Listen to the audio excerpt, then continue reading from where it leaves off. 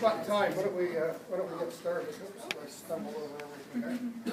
I want to take a trip down memory lane here for some of us who remember things like the creation of the world and so forth. Just to see, put us in perspective, I guess, in a time perspective. First of all, the Big Bang in which the universe was created, we think, was about 13.75 billion years ago, which I don't remember yet. Solar system seems to have come about 4.5, a little over 4.5 billion years ago. The solar system, of course, is the sun and the planets that we have here. With the sun in the middle and the planets circulating around it.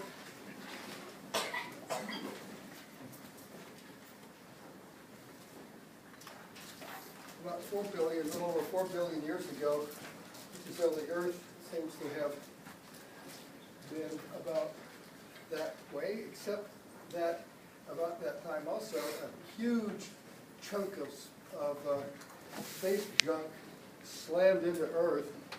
There was a huge amount of material that was kicked off of Earth, which began to circulate around the Earth, and then it began to coalesce, and it became our moon. The moon is composed of stuff from Earth as well as stuff from this huge piece of space junk that hit us. And the Earth is composed in part of that space junk. And the moon is absolutely crucial for the beginning of life because of the fact that it affects the tides. Now some people don't understand. I think Bill O'Reilly, in one of his soliloquies, was talking about how scientists don't know very much. And how can you explain the tides? I think we probably can. At any rate, life, we think, began around 2.7 billion years ago, something like that.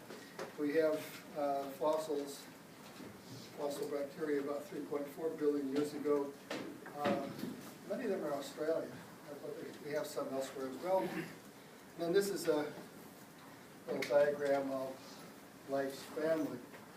We have a root out of which all life began, almost all life, maybe one other origin too. But anyway, it's split into three major sections: bacteria, archaea, and eukarya. And as you can see, here's us right here. Plants, ciliates and slimoles and amoebas and that sort of stuff. At any rate, that's about where we are. We can trace this back. We can estimate this using DNA. DNA is common to all of these. DNA or RNA, ribonucleic acid or deoxyribonucleic acid, one or the other, all have the same basic means of reproducing. Encoding the information needed that's DNA. And that we'll talk about in the second half of the class. Yes? Is this chapter 8? Pardon? Is this chapter 8 that we're learning right now? Or is this 7? Well, this is just sort of background information right here. But we're going to be going into the fossil primates just briefly today. So yeah, this is not in your book. This is just sort of background information. Get a trip down memory lane, so to speak.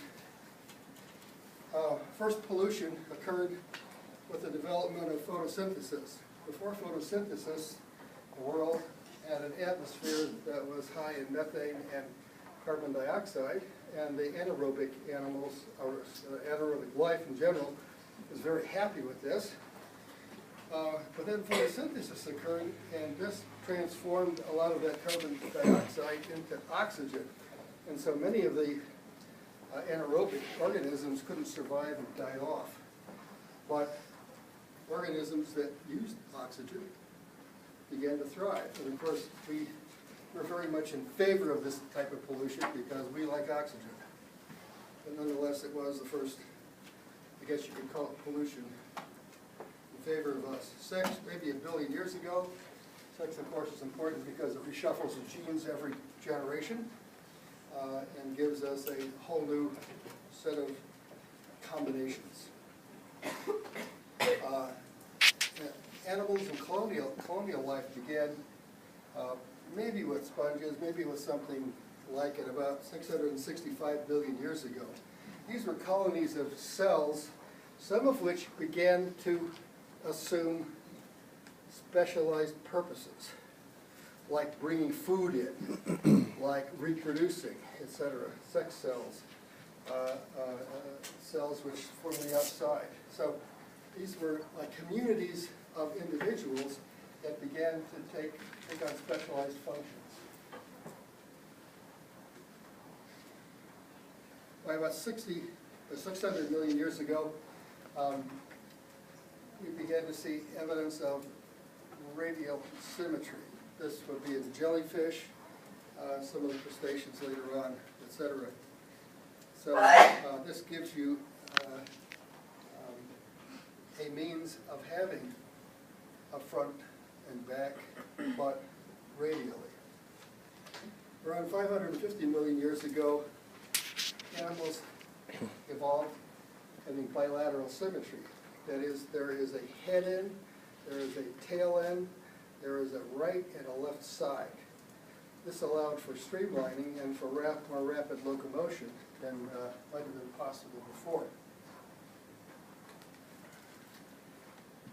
Somewhere between 550 and 518 million years ago, these animals with bilateral symmetry began to develop cartilage in the back. And these cartilage pieces became cartilage rods. And this gave the animal a little stiffness, and so that they could maneuver around a little bit better, swish their tail a little better. This is what one of them looked like, we think. About 525 million years ago, the cartilage in some of the animals began to have calcium and phosphorus salts embedded in the cartilage. This gave the chordates even greater amount of stiffness. And of course, this is the origin of bone. Calcium and phosphorus salts are the basic elements in rigidity of bone. And when we grow, how do we grow? Our long bones grow from cartilage plates.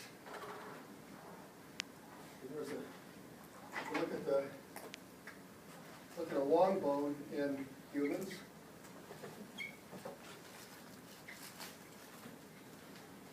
That's a long bone. This is the diaphysis.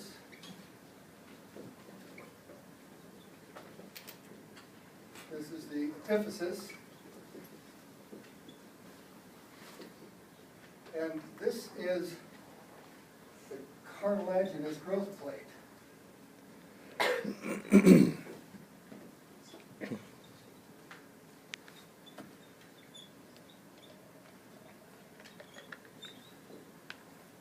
The cartilage grows and pushes the diaphysis further and further down or out, case may be. And in the back end of that cartilaginous growth plate, calcium and phosphorus salts and a few other minerals begin to lodge themselves inside the cartilage and give the bone rigidity. So it's almost the same process as happened in evolution. Now, you have now an advantage over me when I went to school and took science. About the only experiment we really knew about was you take a chicken bone, you stick it in a glass with vinegar in it, and you get rid of all of the calcium and phosphorus salts because the vinegar will essentially dissolve the salts, and you end up with a kind of a rubber stick that you could tie a knot in.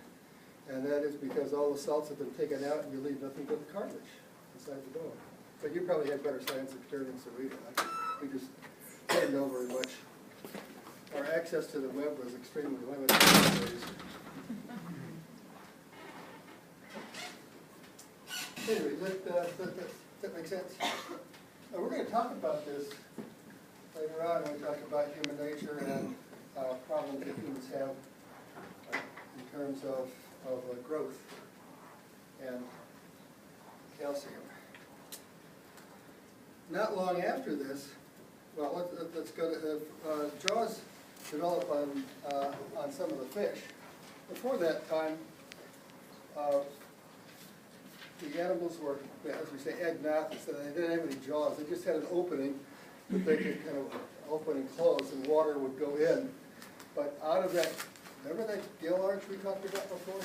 Out of that gill arch, a jaw developed. And not long after that, teeth developed. The earliest animals, or fish, actually just had bones, just like turtles do today. Turtles have evolved losing their teeth. Around 400 billion years ago, lobe-fin fish were developed. So we all, let's see this key.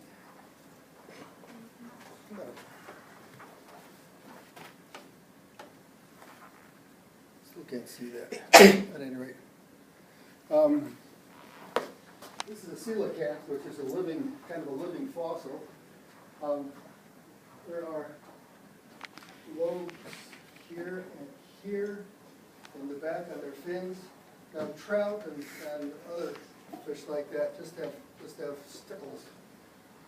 But this is an organ which has bone in it. And it's out of these organs like this that creatures evolved like this. Amphibians. Amphibians were the first critters on land. The first, I should say, the first vertebrates on land. Already had a lot of good insects, etc. They lived in the water, they lived on land, and amphibians, as a matter of fact, have a dual life. They have to go back to water to reproduce, to lay their eggs, like frogs and tadpoles. That was another simple science project we had. We'll find a tadpole.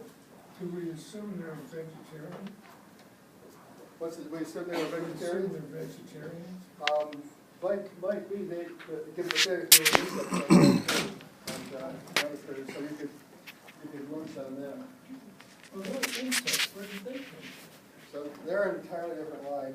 They're not vertebrates. They have exoskeletons. There's their skeletons on the outside. We have skeletons on the inside.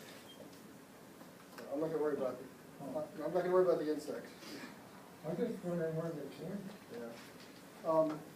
Well, we share some genes with them, like the genes that divide our body into segments. We have the same genes as some of the insects, the homeobox genes. So our relationship goes way back. It doesn't go back, but it's a much different line. Even before little fishes. Well, the amphibians spend some of their time on land and some of their time in the water. And they have to go back to the water to lay their eggs. But they live on land for most of their adult lives. And they have a larval stage, which is like tadpoles, many of them, and then an adult stage. Well, some of the amphibians began to live more and more on land, like the Seamoria, about 310 million years ago. They're cute little things. Well, somebody in Florida would like to have them as pets. I've been watching Animal Planet to babysit my dog. Sometimes it works and sometimes it doesn't. At any rate, reptiles developed about 320 to 310 million years ago. Reptiles are essentially amphibians who can live on land all of the time. They can reproduce on land. They lay their eggs on land. They don't have to go back to the water. Some of them have gone back to the water, but they don't have to. And of course, this is the origin of dinosaurs, and birds, and mammals. I'm not gonna worry about